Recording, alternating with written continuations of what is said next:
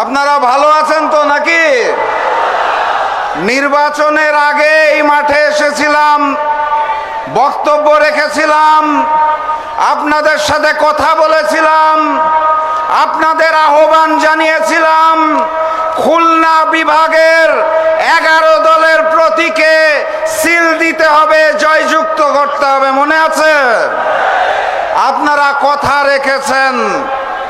আপনারা এই খুলনা বিভাগে 11 দলের প্রতীক দাঁড়িপাল্লার প্রতীকে সিল মেরে সংসদে কথা বলার জন্য অসংখ্য প্রতিনিধি পাঠিয়েছেন, আপনাদের ধন্যবাদ জানাই।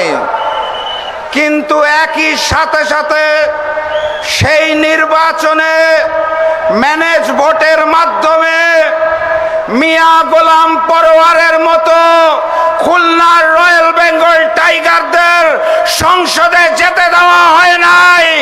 আমরা এই নির্বাচনকে ধিক্কার জানাই। সেই নির্বাচনের পূর্বের ভাষণে আপনাদের আহ্বান জানিয়েছিলাম গণভোটে হাকে জয়যুক্ত করতে হবে।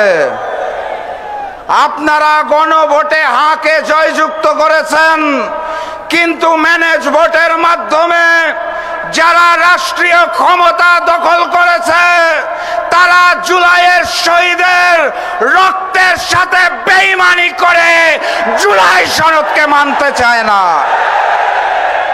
কথাবার্তা পরিষ্কার, গণভোটের আলোকে জুলাই সনদ বাস্তবায়ন করতে হবে। তারা আবার সংসদে যে বলতে চায় অক্ষরে অক্ষরে নাকি জুলাই সনদ বাস্তবায়ন করবে।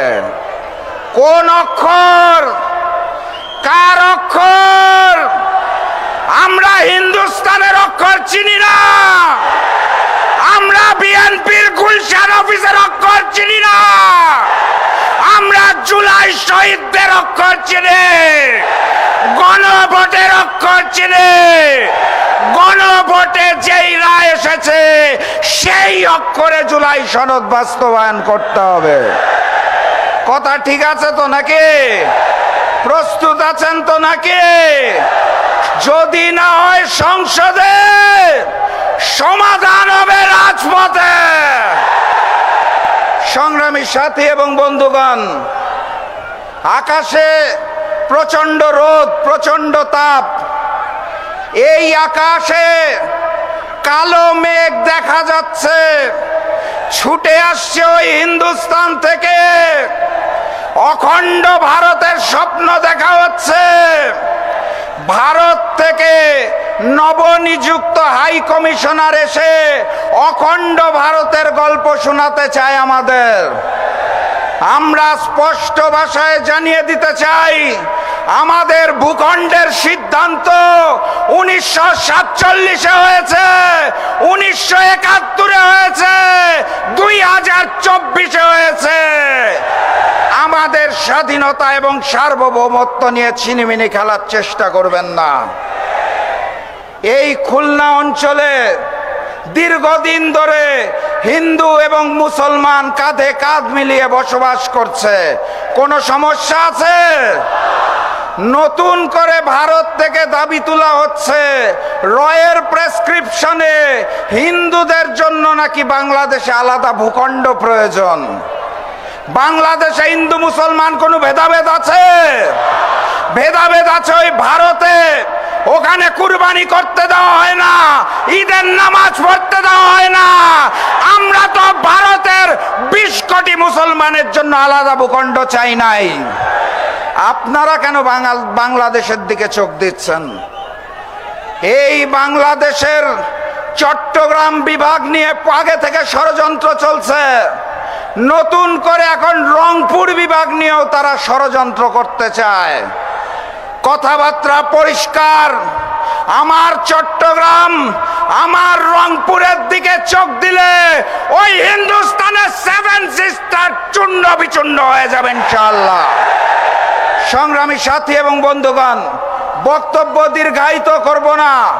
বাংলাদেশের স্বরাষ্ট্রমন্ত্রী, যিনি ভারতের মুখ্যমন্ত্রীর ভাষায় কথা বলেন, বাংলাদেশের ম্যানেজ বোর্ডের প্রধানমন্ত্রী, যিনি জবান খুলতে পারেন না, তাদের জানিয়ে দিতে চাই, নত জানু পররাষ্ট্রনীতি ত্যাগ করুন। স্বাধীন সার্বভৌম বাংলাদেশের জন্য এবং গণভোট বাস্তবায়নের জন্য 11 দল রাজপথে নামবে এবং বিজয় ছিনিয়ে আনবে ইনশাআল্লাহ। প্রস্তুত আছেন? খুলনার বাঘেরা প্রস্তুত? আওয়াজ তুলুন, নারায়ে তাকবীর, নারায়ে তাকবীর, নারায়ে তাকবীর। দেখা হবে বিজয় ইনশাআল্লাহ। বিজয়ের পথে যাত্রা শুরু, জীবন অথবা মৃত্যু। আসসালামু আলাইকুম।